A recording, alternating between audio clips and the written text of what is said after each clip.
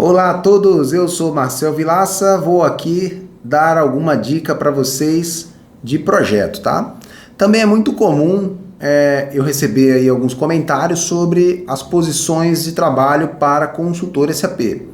Então a gente sabe que existem várias áreas de atuação, as mais populares aí são como suporte ao AMS ou você atuar em projetos, né, início ao fim, implantação, melhorias, entre outras posições. Então o título dessa nossa conversa é como um consultor de suporte pode adquirir sua primeira experiência em implantação.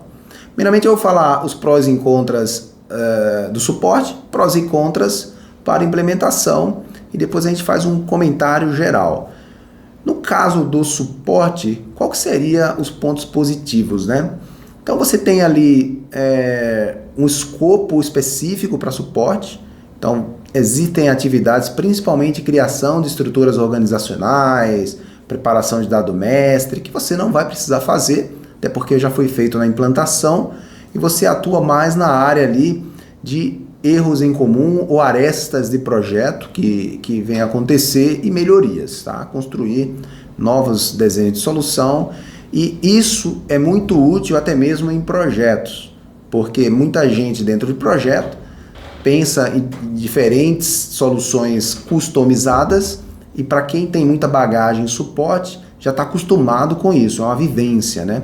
Então você pode trazer para dentro do projeto ideias para cobrir certos déficits ali de processo. Evidentemente que projetos em que se usa o best practice ou a solução mais standard possível, isso daí não vai ter efeito, até porque a empresa que está implantando não vai querer customizar nada. Suporte também você tem um horário fixo, é bom para, por exemplo, quem tem compromisso com filhos pequenos, né? Isso ajuda muito. Você tem no suporte mais apoio. Empresas que têm um suporte grande podem designar consultores experts em certos componentes para dar uma luz ali, uma informação, uma dica sobre determinado chamado, né? E você tem também ali dentro da questão do suporte assuntos mais generalistas. Então, dentro de um projeto, já fazendo a comparação, tem um escopo definido, vou falar depois. Mas no suporte você pode abranger mais o seu leque de atuação e até mesmo aprender componentes novos que vai te agregar, né? Então o suporte dá essa oportunidade. Dentro do suporte eu vou comentar os pontos que eu não acho positivos, os pontos que são negativos na minha opinião, depois vocês podem comentar aqui no chat deste vídeo. Primeiramente é um escopo específico. Então o escopo de suporte ele é bem mais restrito dentro de um componente, então você não vai customizar tudo. Às vezes o suporte você pouco utiliza a configuração, porque empresas têm realmente um fluxo de aprovadores, uma alçada de aprovação ali de melhorias e evita ao máximo mexer na configuração. Então o suporte você dá muito treinamento em termos de passagem de conhecimento para o usuário. Você não vê muito a parte de configuração. O suporte você precisa mexer bem na aplicação. Questão de documentações de validação, então eu acho que tem normalmente em excesso, geralmente os suportes maiores, não por conta das metodologias das consultorias, mas os clientes precisam de toda uma documentação do que foi feito para aprovação. Às vezes 4 ou 5 diferentes documentações têm que ser produzidas para atender requisitos de clientes, tá? Para poder mover uma solução ali para qualidade, produção. Então a burocracia ela é muito grande, muitas vezes se passa mais tempo em burocracia do que dentro de sistema. E isso impacta que o transporte das soluções muitas vezes demora muito para chegar no final. Então muitas pessoas ficam frustradas com isso. Então, para mim, esses são os pontos aí que eu falei negativos. Comenta aqui no chat realmente o que você acha, o que faltou, comentar o que você não concorda. Falando agora em termos de implantação, os pontos positivos para a implantação é que é uma atividade, um trabalho por fases. Isso quebra bastante a rotina, então você tem várias fases de projeto, dá uma dinâmica muito maior nas atividades, tá? O escopo dentro do teu componente de atuação, seja qualquer módulo, seja técnico, ele é muito abrangente. Então você vê ali todos os processos de negócio nascendo, né, do zero e se completando até o final. Então isso daí é rico em experiência e em conhecimento também. Atividades muito focadas mesmo, foco principal em termos de customizações.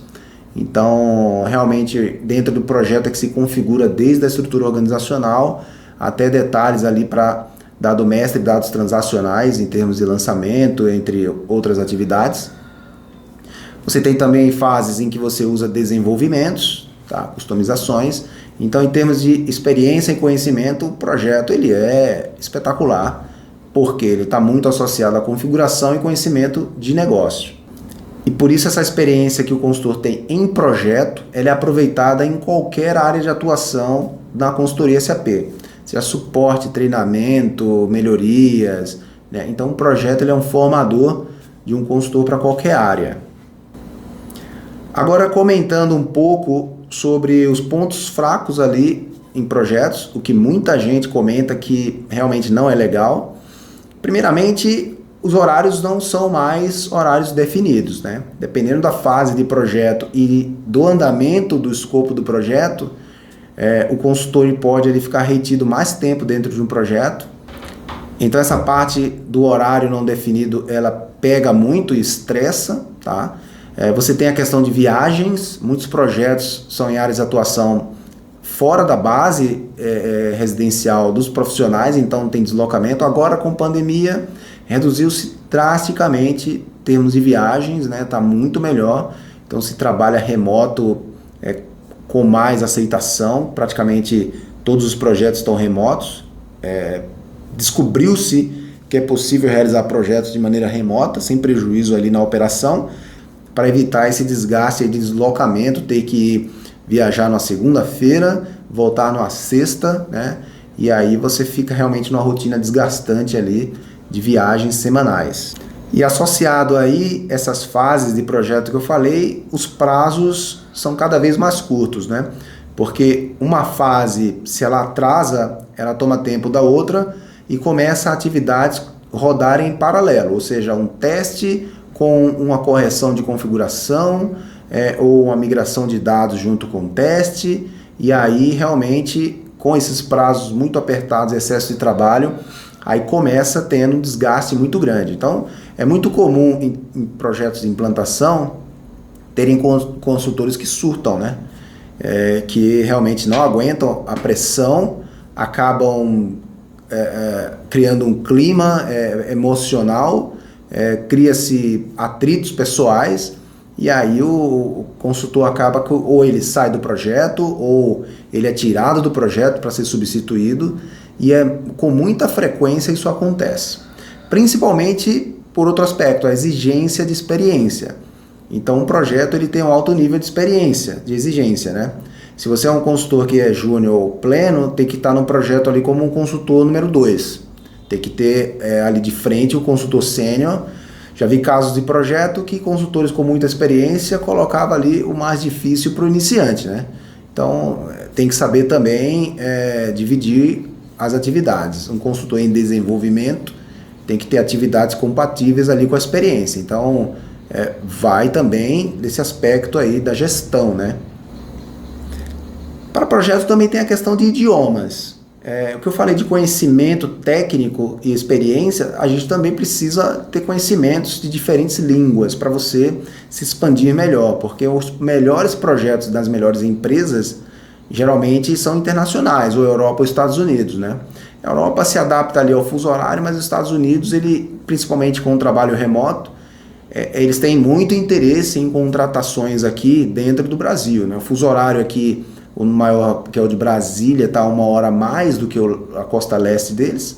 Então, 2 a mais do que o maior fuso horário deles, lá que é o central.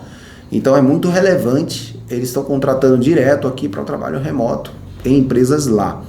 Então, um aumento de oportunidades. Se você aí está dentro do SAP ou está querendo entrar no SAP aí e não fala idiomas, principalmente o inglês, tem que começar imediatamente ali a aprender, sair do zero, tá? Se você já tem conhecimento aí, fluência no idioma, aí é um grande passo, né, para iniciar bem num projeto.